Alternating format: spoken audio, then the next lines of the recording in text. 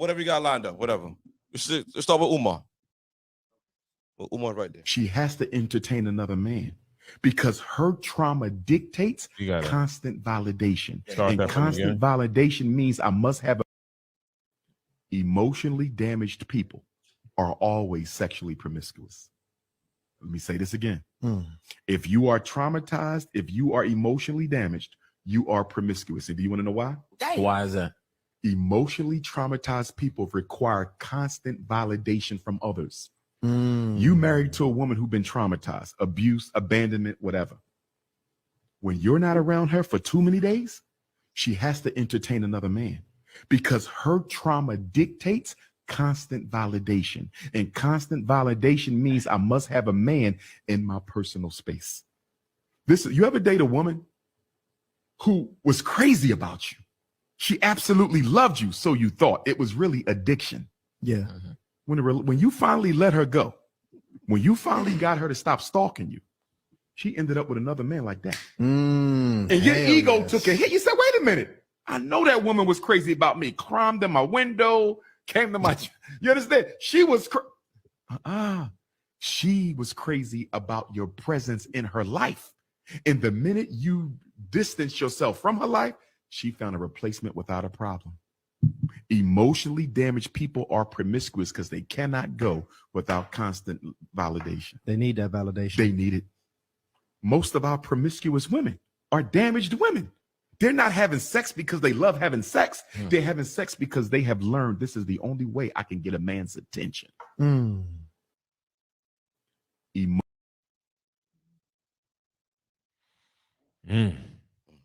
going first. I'm going first. Don't even look at me. GB, what you think? Nah, nigga, you.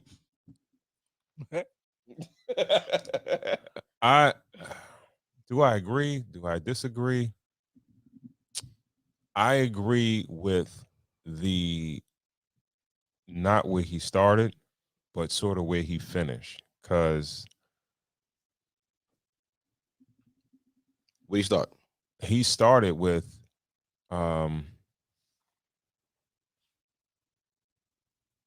emotionally damaged people or sexually promiscuous. And then at the end, he said that most of our promiscuous women are emotionally damaged. And when you think about it, it's like semantics, but he's saying something different in a sense, right? Just because you have emotional damage doesn't mean the way you react or the way you quote unquote lash out based on that trauma is not always sexual. You could be an alcoholic. You could be a drug addict. You know, it is some form of addiction, but some people might choose sex. Yeah. But everybody is not, it's not always sexual. Now, do I believe that all the promiscuous people have emotional damage? I do believe that. I believe that to be. Say that one more time. Every sexually promiscuous person has some emotional damage. That's an overstatement, but all right. What do you mean it's an overstatement? Some people just hoes because they want to. Nah, I don't believe that. I don't know. I feel like this is a cop out. I feel like Dr. Umar is giving them a cop out. There ain't nothing wrong with them. They ain't emotionally damaged. And how do you even quantify that? How do you even quantify emotional damage? What? Someone yelled at you when you were 6 and now you're emotionally damaged? Like, no, you got touched. Or what? Well, that's on the spectrum now. Man. You could be But touched. that's what Ron is talking about. Ron is talking about not just every hoe got touched. I don't know if you always had to be. You don't necessarily have to be touched. You could just fingered. Well, and then it goes both ways. It goes men and women. Men go through too. Men go through phases at times where they get knocking things down.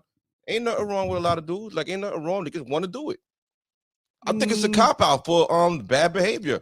People make bad decisions, okay. and I feel like because this is a great conversation for sexuality in general. In general, so you feel like for you to be over promiscuous is just a regular thing in general? Yeah, Like, I feel like regular people sometimes go through phases, men and women, where they're coming into their own, and they have a.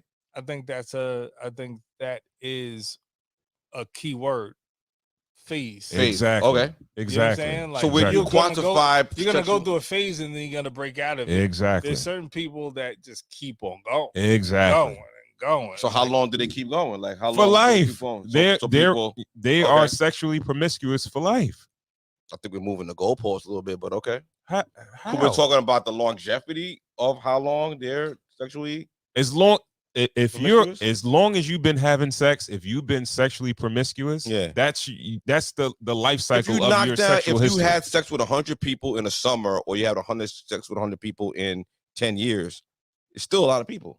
Yeah. So what's the difference between the spot? One is a phase. No. If you had sex with 100 people in one summer, bro, you had a phase, right? No. So now it's the time. D-Block, you gotta be completely honest with yourself. Please. If you're doing the same things when you're 19 and 21 years old, and then at 40 and 41, 42 years old, at some point it's like, yeah, you're not doing the right things. Like, come on.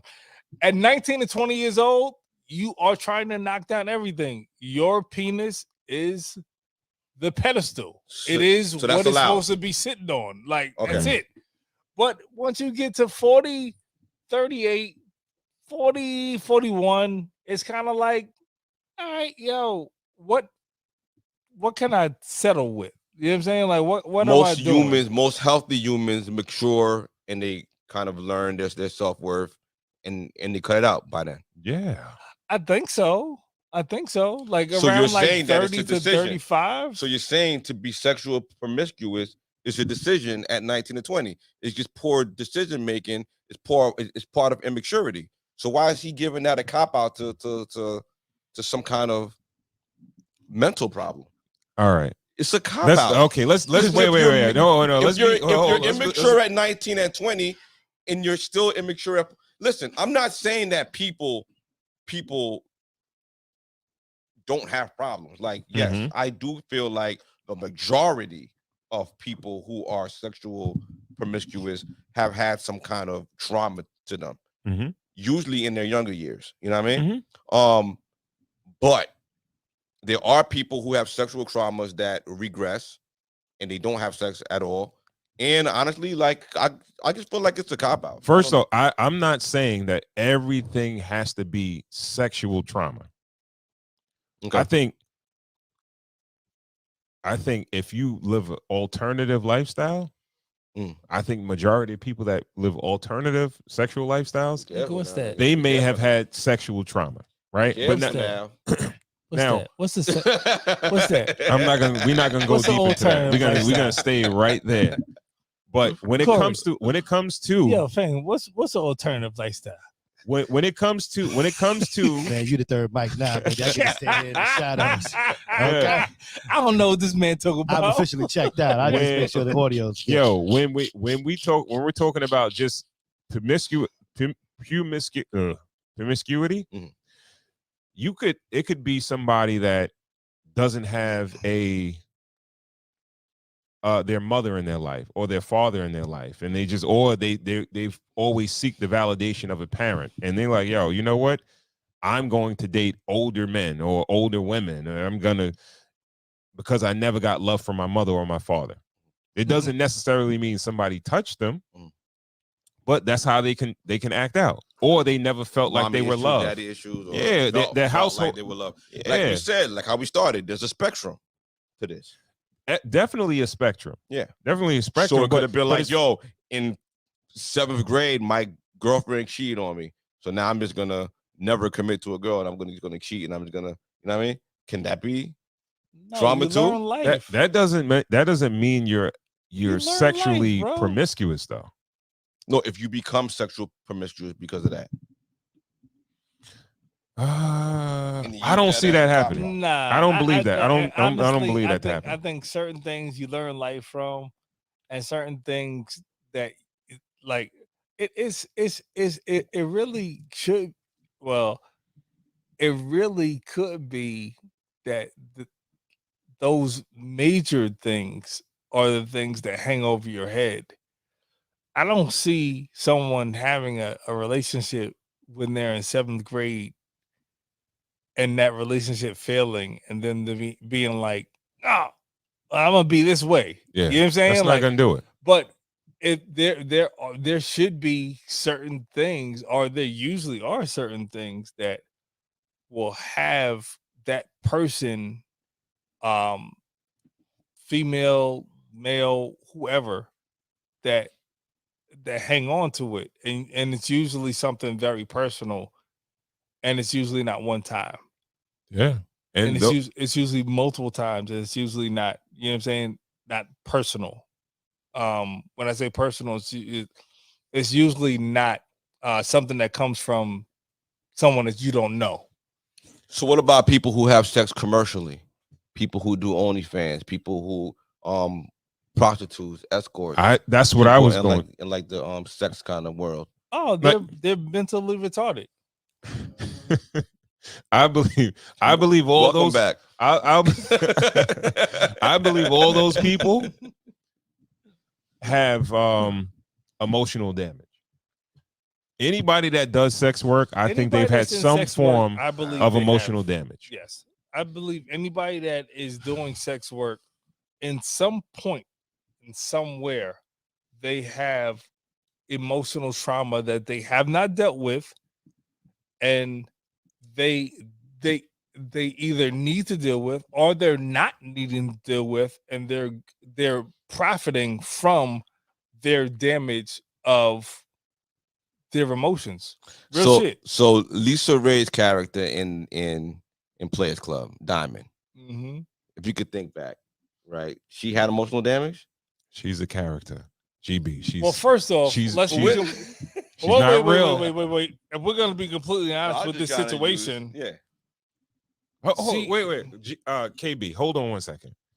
Think about all the girls that because I'm playing into his thing. All right, think about all the girls that you went to school with, that you would name their names. That you would put in a certain category. Name their names, EB. I think you could probably pinpoint some defining moment in that girl's life that you heard about. You heard about, like, yo, I heard this, I heard that. There's usually when it's a chick that's sexually promiscuous, it's always a story behind it. Mm-hmm. Nah, it's just like, no, nah, she getting it cracking and everybody wait, running like. Just start with a G, just start with an I, just start with an A. Come on now. I don't know what the hell I don't know what the fuck you said. You know my name still? What are you talking about? So what? In high school, when you would hear like a girl as a hoe, you would hear a story behind it, like something emotionally happened to her. There was always a story. Even okay. Let's take it a step further. Hold on, KB. Can I get a for instance? Wait. Have you ever thought about a chick that was quote unquote a hoe, right? Yeah. And you like, yo, what's up with her? What happened with her? Yo, somebody touched her or something? Like, what's going on? Like, you think like, yo.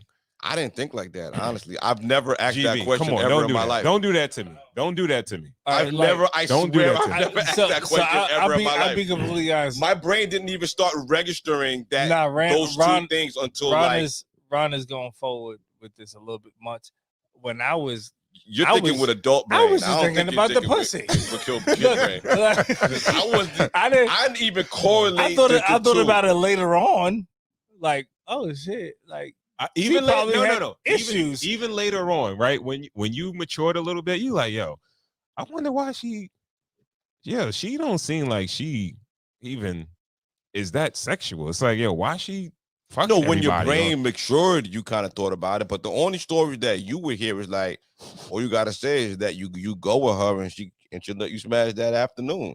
Like, it was never like, yo, I heard you got touched with you. Like, it was never no weird shit like that. Like that too.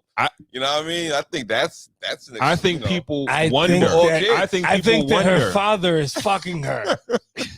Wait, what? I hate that. So we should do this? So maybe we shouldn't do this, right, guys?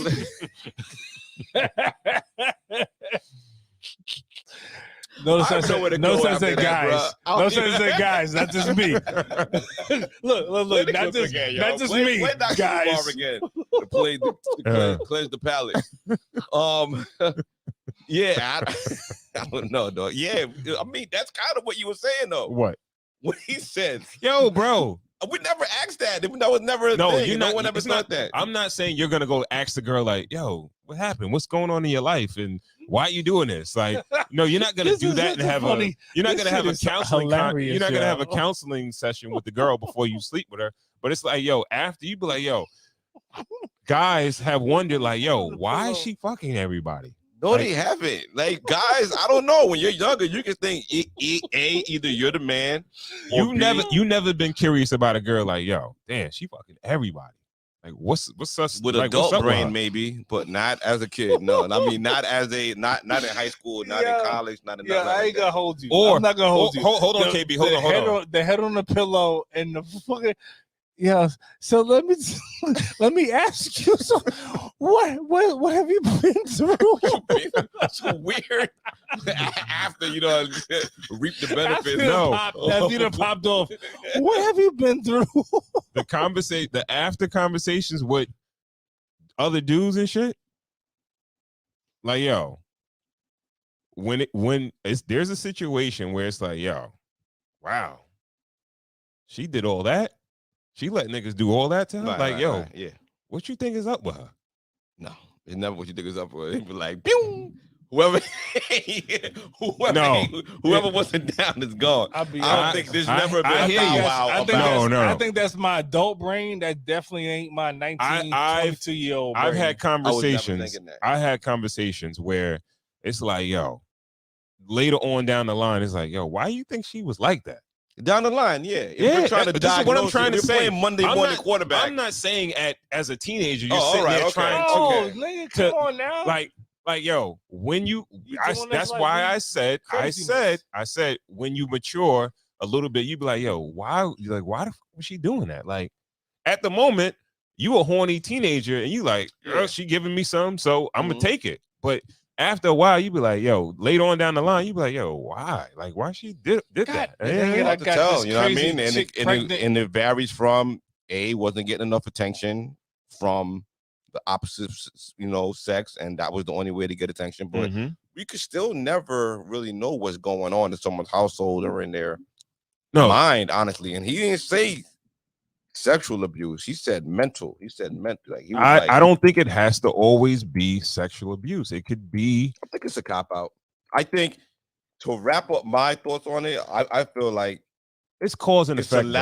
I feel like it's a lack of accountability for bad decision making. I feel like you're giving someone a diagnosis that has a broad spectrum, and you're just giving them an out for bad decision making. There are some people who have lack of self-esteem, lack of attention, they like abandonment issues. People have all kind of issues, and there's some people who just for the streets, yo. You got to give me some context of somebody that's just for the streets. They just don't want to. I mean, hold on. No. You got to say names. No, you got to say names. Shit, Country Wayne. Country Wayne just for the streets. I think he just for the streets. I don't think there's nothing wrong with that boy. I think he just.